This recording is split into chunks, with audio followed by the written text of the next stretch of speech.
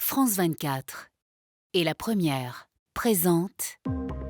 Bonjour à tous, bienvenue dans Outre-mer l'Hebdo, émission consacrée à l'actualité des territoires ultramarins.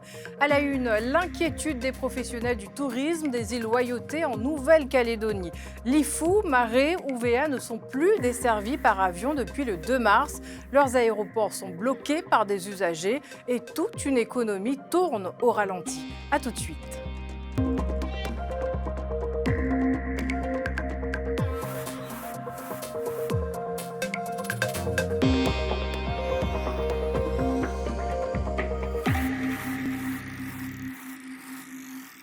Mais d'abord, la détresse des habitants de Mayotte. Cette semaine, des pluies soutenues se sont abattues sur le département. Rien d'anormal selon Météo France, mais les rivières en crue ont envahi des maisons. À Msapéré, les habitants avaient de l'eau jusqu'à la poitrine. Pierre Lacombe et nos équipes sur place.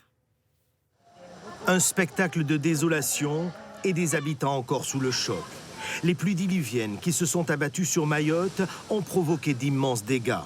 Dans ce quartier, de nombreuses habitations ont été inondées, des toits arrachés, des voitures emportées et dans les rues, des embarcations de fortune pour se déplacer. La pression de l'eau n'a laissé aucun répit. Ces habitants ont tout perdu. Ici, comme vous voyez, l'eau est montée jusqu'à peu près 1 mètre. C'était vraiment catastrophique. Tout l'électroménager est endommagé. Le lit, le matelas, la télé, le congélateur, tout est abîmé. Il ne me reste plus rien du tout. Et j'ai des enfants en situation de handicap. Je suis vraiment très mal. Des routes transformées en rivières bloquent la circulation. Des maisons emportées par la puissance de l'eau. Les familles sont seules et complètement démunies. Chacun s'organise comme il peut. Tous les moyens sont bons pour évacuer la boue. Des seaux, des raclettes. L'objectif, sauver ce qui peut encore l'être. On appelle vraiment les autorités à nous aider parce que nous-mêmes, on aide les riverains. C'est catastrophique. On a vraiment beaucoup de souffrances pour traverser. Vraiment, si c'est possible, vous pouvez nous aider. Vraiment, ça nous complique très fort. Un nouveau coup dur, un de plus, pour la population mahoraise, déjà lourdement touchée par le cyclone Chido il y a un peu plus d'1 an. Cette catastrophe s'abat sur une population fragilisée. L'immense majorité n'avait plus grand-chose à perdre. Et maintenant, il faut nettoyer, reconstruire et tenter de reprendre le cours de la vie. À La Réunion, le piton de la Fournaise est en éruption depuis 1 mois. Et tôt ce vendredi matin, des coulées de lave ont coupé la route nationale. Près de 20 ans que cela ne s'était pas produit. Un événement exceptionnel qui a attiré de nombreux curieux encadrés par les forces de l'ordre. Ophélie Maraval et Cindy Kerbidi étaient présentes. Inarrêtable, imperturbable, la coulée trace son chemin à travers les arbres et vient envahir la RN2 à 8 h ce matin. En moins de 30 secondes, la route est recouverte. La Réunion est désormais coupée en 2.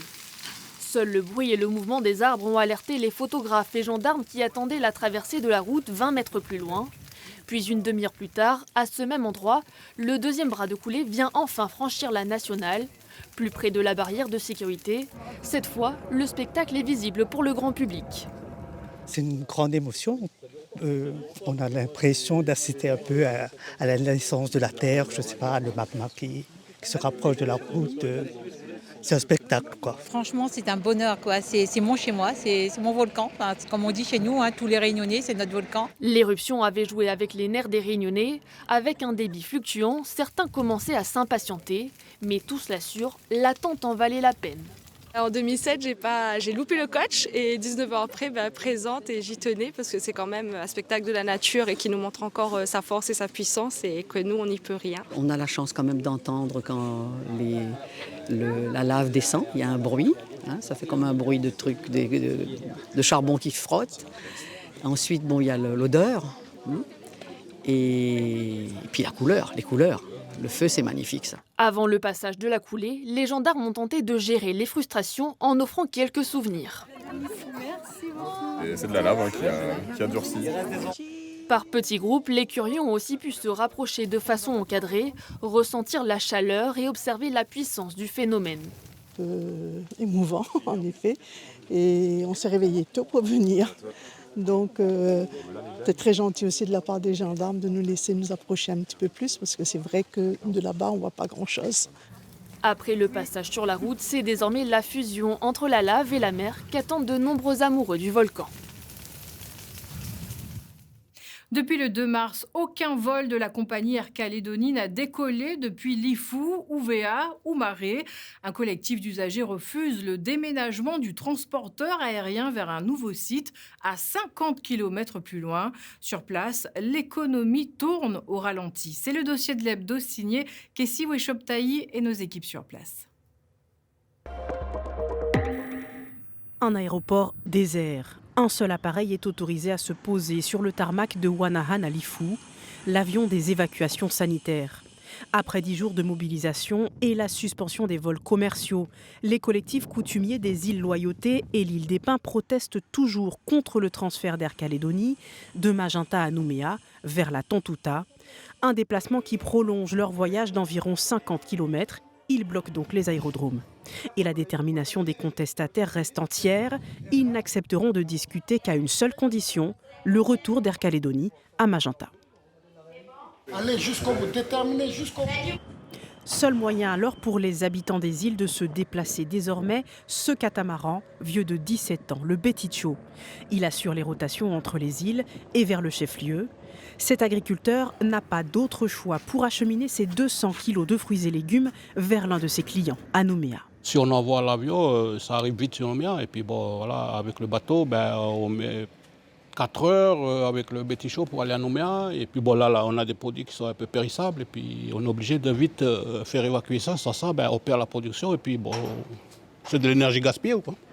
Une solution de fortune pour un blocage qui n'est pas sans conséquences sur le secteur de la santé et l'économie des îles en général.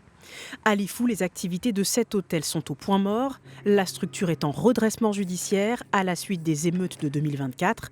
L'absence de vol fragilise davantage encore sa situation. Une seule réservation enregistrée cette semaine. Les gérants sont obligés de prendre des mesures de sauvegarde.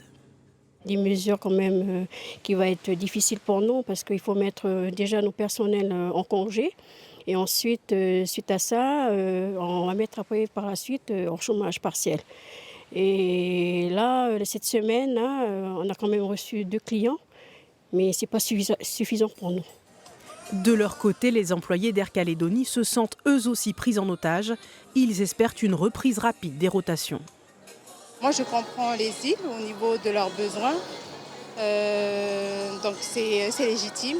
Mais nous aussi, on a besoin aussi de cet outil-là, de ce travail. Et puis Aircal, il relie les îles en fait. Proche de l'impasse financière, Air Calédonie et le gouvernement local évoquent un déménagement vital pour la survie de la compagnie aérienne. Le bras de fer avec les opposants à ce transfert pourrait bien se prolonger.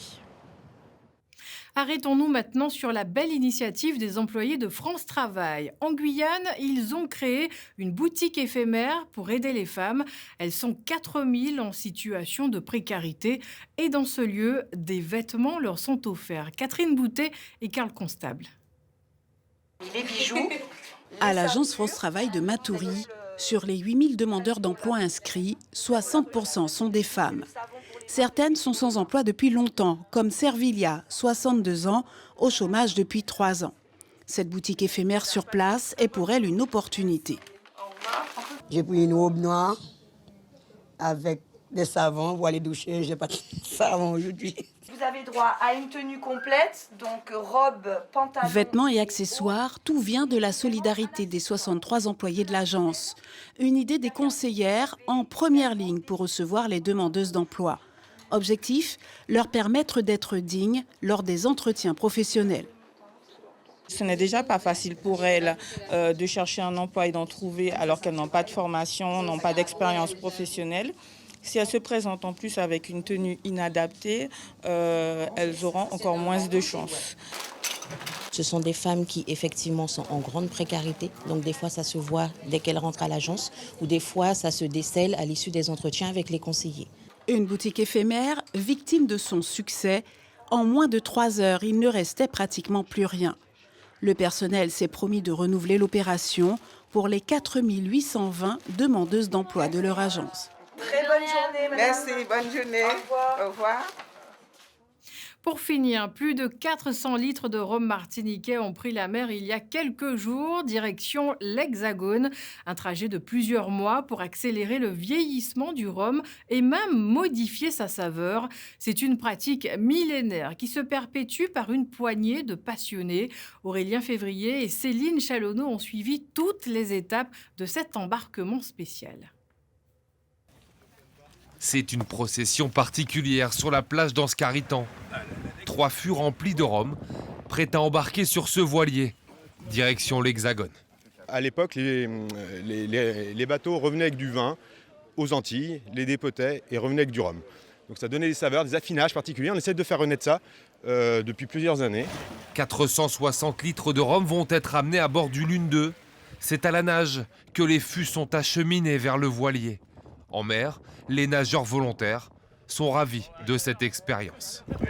L'eau est chaude, il n'y a pas trop de vent, il fait beau. Et on a du rhum, on a tout ce qu'il faut. Après une vingtaine de minutes de nage, les fûts sont hissés à bord. Le rhum va être transvasé dans ces autres fûts placés en fond de cale. Parti pour un voyage en mer de 3 mois, pour une arrivée en juin prochain à La Rochelle. Et du coup, le rhum, là, pendant ces 2 à 3 prochains mois, va être tranquillement bercé, ballotté, remué, suivant l'état de la mer, l'état du vent, et vont arriver un petit peu bonifiés ou un petit peu fatigués en Europe parce qu'ils ont voyagé avec les éléments, donc en suivant la dynamique des voiles, la dynamique des vagues, et ça fait des rhums vraiment très particuliers parce qu'ils ont voyagé en voilier avec les éléments. Le rhum vivant au rythme d'un vieillissement dynamique. Pour cette distillerie, cette expérience est une première. C'est super excitant. Nous, on a fait beaucoup de travail avec les frères de la Côte pour sélectionner le rhum qu'on allait mettre dans les fûts. Et aujourd'hui, on a hâte de découvrir le résultat après vieillissement dynamique. Une petite partie de ce rhum particulier sera à retrouver prochainement au sein de la distillerie. La bouteille des éditions précédentes, elle, est vendue actuellement à partir de 72 €. C'est la fin de cet hebdo. Merci de votre attention. Pour le revoir et suivre l'actualité des Outre-mer, rendez-vous sur france24.com et lapremière.fr. Je vous souhaite une belle journée ou soirée.